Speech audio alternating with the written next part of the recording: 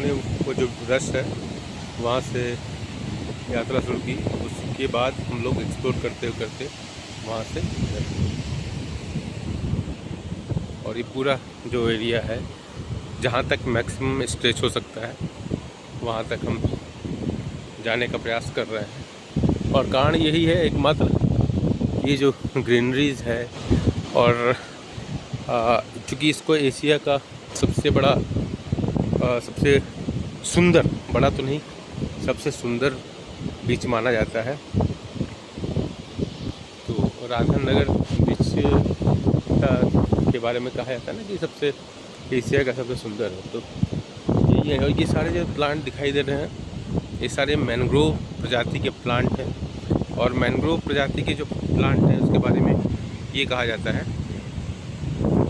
ये soil erosion को रोकते हैं। तो अगर हम नज़दीक से देखने का प्रयास करें, देखिए मैं आपको नज़दीक लेकर चलता हूँ। और ये इसका जो फैलाव है तो होता है ज़्यादा से ज़्यादा हॉरिजॉन्टल होता है। अगर हम इसको देखें ज़्यादा से ज़्यादा हॉरिजॉन्टल। और इसकी वजह से क्या होता है कि ये समुद्र की लहरों को नेचुरल तरीके से और रूट्स जो है ज़मीन को बढ़िया से पकड़ी होती है, जकड़ी होती है। तो उनकी चूँकि पकड़ अच्छी होती है तो इरोजन होने की जो संभावना है वो कम हो जाती है।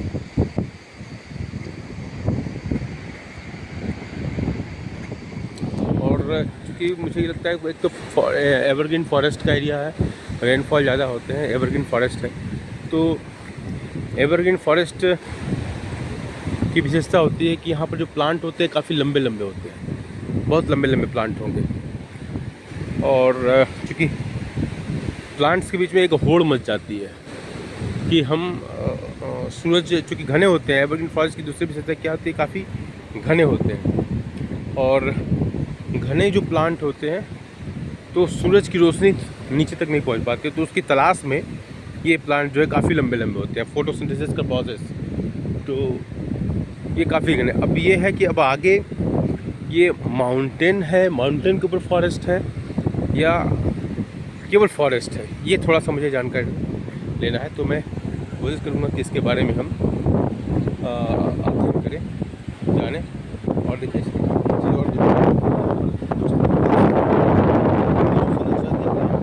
सुंदर सी संरचना। क्योंकि बाकी जगह सैंड का कैरेक्टर देखिए आप, और यहाँ पर सैंड का कैरेक्टर ये डिफरेंस दिखाई दे रहा है, उसके पीछे एक वजह है।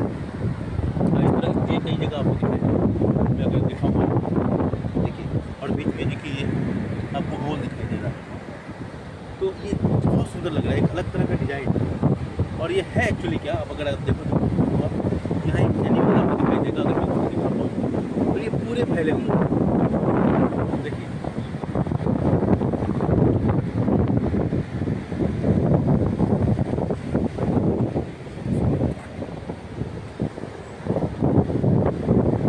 उन्होंने ये डिजाइन बनाई है, बहुत सुंदर, अद्भुत। क्या मतलब कह रहे हैं कि इसे कसीदेकारी किया हो, वैसा लग रहा है कि कसीदाकारी किया हुआ है। बहुत सुंदर डिजाइन। जब आप इसको इसकी मतलब इसका जो सुंदरता जो है तब समझ में आएगा जब बगल में देखिए आप, बिल्कुल प्लेन। और ये देखिए वो शायद वो श्वास लेने के लिए निकलते होंगे बाहर, और फिर इस तरह का वो मिट्टी अंदर से निकाल देते होंगे, अपना सेफ जोन बनाते होंगे, शायद घर होगा इनका। तो इस तरीके से करके एक पूरा का पूरा एरिया उन्होंने इस तरह का बनाया हुआ है। जैसे ही हम उसके नज़दीक जाते हैं तो वो अंदर चले जाते हैं। इसलिए मैं उसका एग्जैक्ट वो इंसेक्ट्स का हम आपको फोटो दिखा नहीं पा रहे हैं।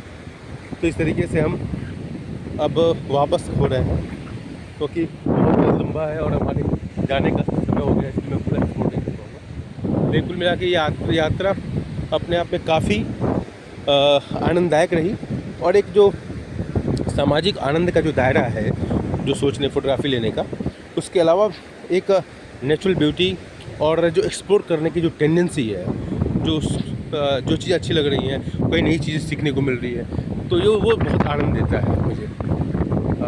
लोग अलग अलग व्याख्याएँ कर सकते हैं, लेकिन कुल मिला के और अगर उस पौधे को देखा जाए, सामने जो पौधा दिखा रहा है इन सारे ग्रीन प्लांट्स के बीच में एक पौधा देखिए जिसकी पत्तियां जो है देखिए कैसे लाल लाल, एक अलग लुक दे रहा है। और ये नेचुरली जो ग्रोन वेजिटेशन होता है वहाँ ये सब चीज़ दिखाई देती है। हो सकता है एक दूसरे के ऊपर ये डिपेंडेंसी हो, इनकी कुछ इस तरह का हो, नेचर ने व्यवस्था किया हो, क्योंकि nature has provided everything for our need. इन सबकी आपस में एक नीड है, इसी बात को हमको समझने की ज़रूरत है। और मनुष्य जब इस बात को समझेगा, और इसीलिए हमारे यहाँ जब पूजा होती है ना, तो पंडित जी एक मंत्र का उच्चारण करते हैं जिसका पूरा स्टेंजा मुझे मालूम नहीं है। उसमें कहा जाता है देव शांति, अंतरिक्ष शांति, विश्व शांति, ओम शांति शांति। और उसमें एक लाइन और है जो छूट गया, तो वनस्पति है शांति।